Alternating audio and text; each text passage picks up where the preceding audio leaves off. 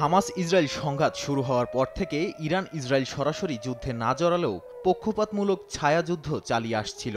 তবে চলতি মাসে সিরিয়ায় ইরানের কনসিউলেটে তেল আবিবের হামলার মধ্য দিয়ে সরাসরি সংঘাতে রূপ নেয় তা। এ হামলার জবাবে ইসরায়েলের উপর প্রথম সরাসরি আক্রমণ করে ইরান। ৩০০-র বেশি ক্ষেপণাস্ত্র এবং ড্রোন ছোড়ে তেহরানের সশস্ত্র বাহিনী। এবার ইসরায়েলি হামলার নজিরবিহীন জবাবের প্রশংসা করলেন ইরানের সর্বোচ্চ ধর্মীয় নেতা আয়াতুল্লাহ আলী খামেনি। শীর্ষ জেনারেলদের সঙ্গে সরাসরি সাক্ষাৎ করে ধন্যবাদ দিয়েছেন তিনি। বলেন, এর মধ্য দিয়ে আন্তর্জাতিক অঙ্গনে আরও একবার নিজেদের শক্তিমত্তার জানান দিতে সক্ষম হয়েছে তেহরান।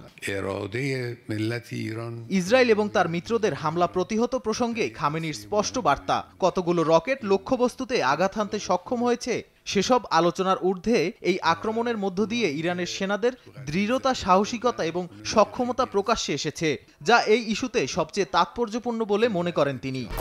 1, 2, 3 ঢাকায় জমি জিতে নিন 100% ক্যাশব্যাক সহ 20 কোটি টাকার পুরস্কার। অবশ্য আসন্ন দিনে ইস্পাহান শহরে ইসরায়েলের হামলার প্রতিশোধ ইরান নেবে কিনা সে প্রসঙ্গে কোনো কথা বলেননি খামেনি। নাদিম মারজান, সময় সংবাদ।